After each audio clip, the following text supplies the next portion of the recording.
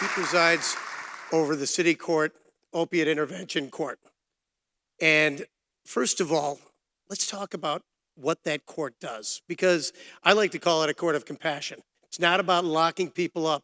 It's about taking a new approach to really solving a problem. That's correct. First, I'd just like to thank everyone for coming out tonight to hear about all the interesting talks tonight. What we do in our opiate intervention court is we put the needs of people first.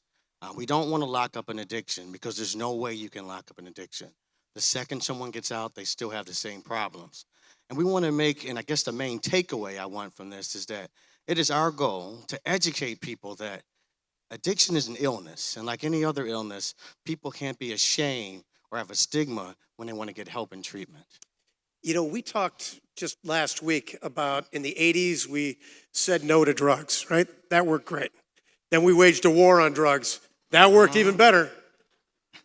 Now, the drugs of choice have changed, and I think that the challenges have grown even more, because when we were talking about crack in the 80s and talking about marijuana before that, heroin, so on and so forth, those were drugs that you had to go into a seedy part of town. You had to go see someone, you had to illegally obtain them. When you're talking about opiates, these are things you get from the drugstore. Yes. And it's so easy. I've got a friend of mine who was a contractor, and he was having issues with back pain. He was prescribed opiates. And fast forward, he started collecting, deposits on future jobs and then never completing them.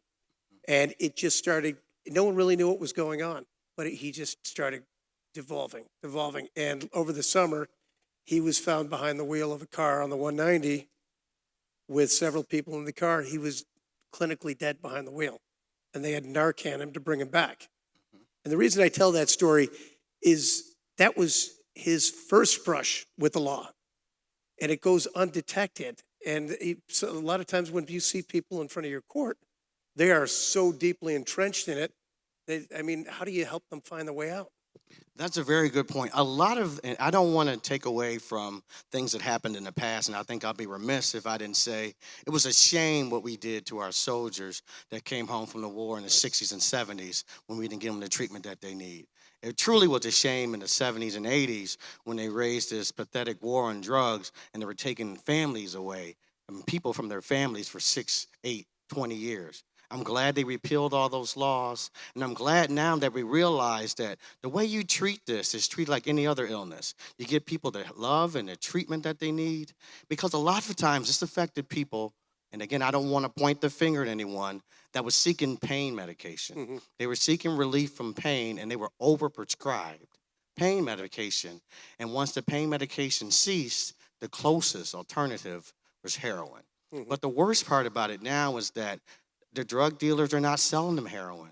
They're selling them heroin laced with fentanyl, which is 10, 20, and maybe sometimes 30 times more powerful. And that's why you're seeing such a rise in overdoses. Right. And now the people you see that come before your court, first of all, there are a lot of towns around the nation that have drug courts. How is the opioid intervention court different from your traditional drug court? Our court is different because our court is a predisposition court, meaning you didn't take any plea at all. The second you come to our court, we give you the help and assistance that you need. We put the criminal case on hold while we focus on your medical needs. I always like to tell them we play by Vegas rules, What happens here stays here. Because you got to have complete honesty. And we treat it as a triage, like you're at the emergency room. And I tell them the only way we can give you the help that you need if you tell us what's wrong so we can try to fix the problem. It works wonders because, and I have to tell this full disclosure, that I'm in recovery. And that's the hardest part for them to imagine, that I'm in recovery. But I tell them the only difference between me and them is 20 years clean time.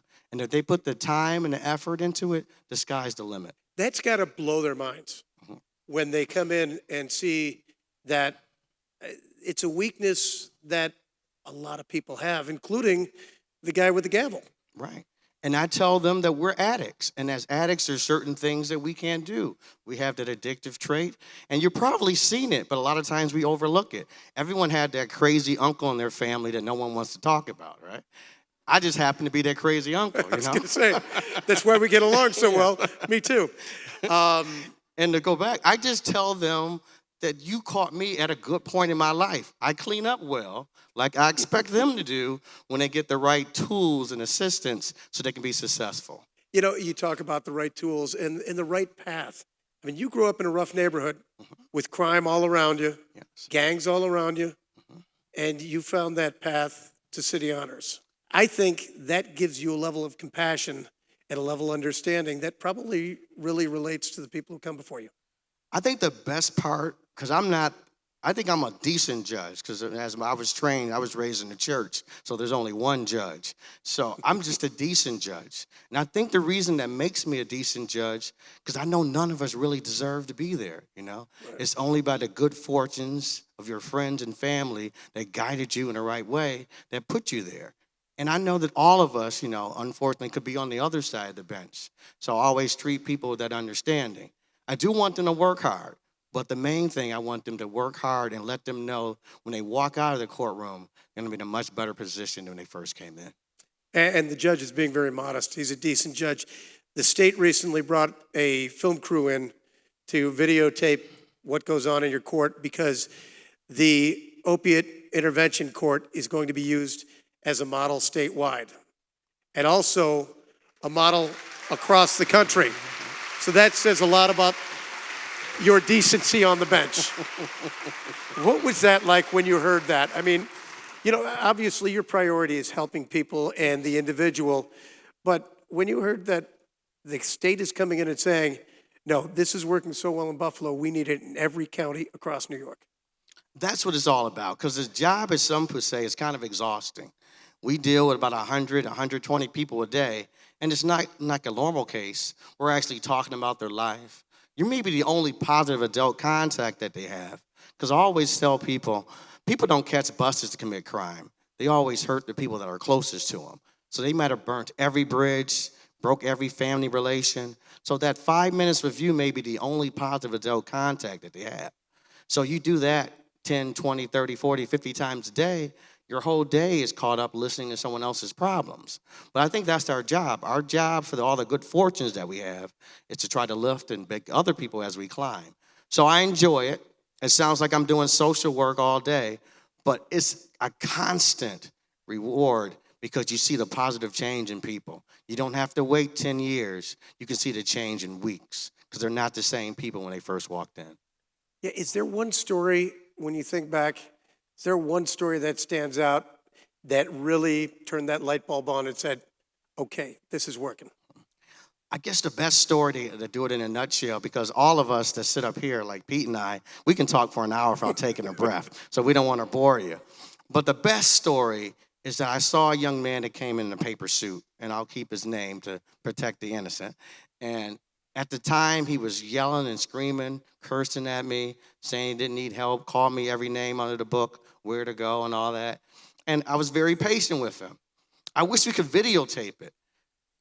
8 months later, and I saw him come in the suit, I had no idea who he was, even though I was seeing him every day.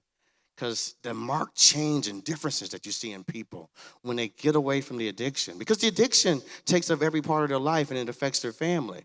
And I always tell them, once you have clean time and you don't have to go from recovering or recouping from that time of using, they can have all this extra time to focus on themselves. And you see some of the amazing things that they do. A lot of people don't like sharing where they come from, but I always say it's their job to lift as they climb and go back and tell everyone the wondrous things that people help them out with. So I always want them to come back, and they come back from time to time and share with our new participants how far they came. And that's the most rewarding part. And that's the most important part, because a lot of times you see people that are trapped in this really slavery of addiction, and they don't have a tangible path out. I mean, that has got to be the most powerful thing for them as well. I mean, your story in particular. To say that you told me 2 weeks ago that I'm not a former addict, I'm an addict. Yes. Yes, there's no such thing as a former addict. Tell me your story. I mean, everyone tries to say that I got this thing kicked, and I remind people that anyone that's in recovery like myself, you get cravings. And the cravings don't come when you're having a nice conversation in front of 300 beautiful people. It comes at 2 o'clock in the morning when no one's around. Right. When no one, you can say, well, I can get away with this and no one can tell. Mm-hmm. But I always say, if you just give it a moment, it'll pass. And then you have friends. And I will never disparage them and say they're not your friends. They're just not at the point in recovery that you are. And they may still be using, and you want to try to help them. And I think that's a lot of times when people like myself fail, because you're trying to reach and lift someone else up, but you're not strong enough. So I tell everyone that my story is simple. I had no good reason to start using, because my mother never spared the rod. You know, she did everything she could to do what's right, but I didn't live in my household. You know, I had to go to and from, and I guess you're kind of mimic what you see every day. My wife is always good about this, because she always told me that I was crazy, you know. And I didn't realize that, because when you're caught up in your own cycle of addiction, you just assume everyone else is doing what you're doing. You think it's customary to use. You think it's customary, as my mother said, I was just a functional addict, because I would get up and go to school every day and no one could know the difference, you know. Right. But she knew the difference. And then once I found out, and I guess because it's the only thing I saw because of what I've seen every day, that this wasn't what normal people do, I just thought you had to be cool and you're going to be down, and everyone did it. But I always realized that it always catches you at the worst time, you know. Mm-hmm. Your addiction will catch you when there's something important going on, and you will miss the day. One of the best parts and worst part of my life, and I can admit this, I was going to officers candidate school in the Marine Corps. Signed up for it. I think we beat out hundreds of people to get in there. I'm going to Quantico, Virginia, but you know what my addiction did? It said, is this the last time you ever can get high? You got to get high the night before you go. So guess what they do the first day when you get to Quantico? Mm-hmm. Here's a cup, sir. Yes. Yeah. And I was like, oh, my God, what am I going to do, right? Wow. So the whole time I'm there, I'm thinking, they're going to kick me out. They're going to kick me out. Yeah. And when you have that hanging over your head, eventually I kick myself out by always having a bad attitude about I'm waiting for them to kick me out. So I always share that with my participants, is that you're going to miss your opportunities because you're going to let that addiction get the best of you. Yeah, but you said the worst thing and the best thing. It's the worst and the best thing because it taught me a lesson.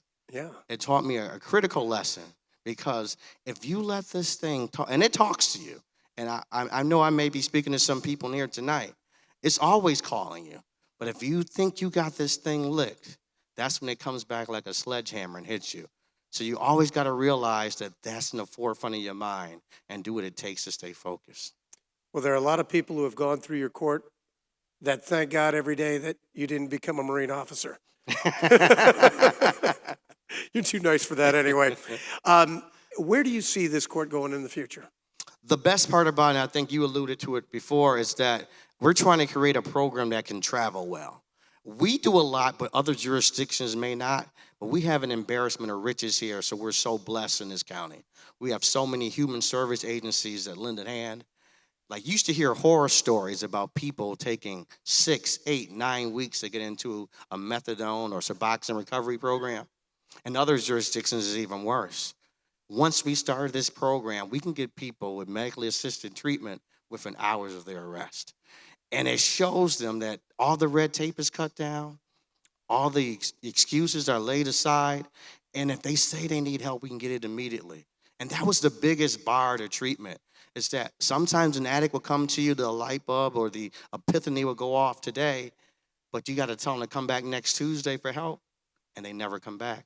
And God forbid, when they mix fentanyl, as you said, with people being Narcan, they may not have the opportunity to come back because their next dose could be deadly. So the beauty of our program is we show that as long as you get the community resources together and get people to treatment, it can travel well. We've been all over the country. I've been invited to different ends of the country, even to Portugal next year. And I hope people see what we're doing here. They don't have to mimic it, but find parts of that travel well and make sure we can help people. Just a few years ago, they would have been in the holding center, yes, dealing with their addiction. And we all know how well that works. So, all right. Well, I'm sure that people, if they have any questions, can contact you through the courts? That's right. If you have any questions about our program, I'll definitely leave our phone number and our email address I know you probably don't want to write it down now, but I'll leave it with Alex and Idris and make sure you're going to get a copy of it. But the main thing I want to leave or impart is that in my program, or our program, let me be more specific, I believe it's something that can travel well. And more importantly, whether you like CNN or Fox News, it's something that you're going to like. What we do is we just put the criminal charges on hold while we focus on the needs of the person. The criminal charges are still there because, like I said, people don't catch buses to commit crime. Sometimes they're hurting the people that they love. But while that criminal case is put on hold, we're going to make sure this person have the tools and the resources that when they come out of the criminal justice system, that they don't have that revolving door to come back. Because I know we were talking before we came on today, is that that's the reason why a lot of individuals are caught up in the criminal justice system. They want the same wants and needs, desires that all of us want. But if we don't give them the tools to be successful, then shame on us. Because it is our job to look after the least, the lost, and the overlooked. You know, when you're successful, you're supposed to lift as you climb. And I'm glad the presenters, all the presenters said that this evening. Our job, and I believe our job, is to charge everyone to make sure when you leave out of here, we educate our friends and family that this is a community, and it takes all of us to help them. Taking the courts in a new direction. Judge Craig Hanna.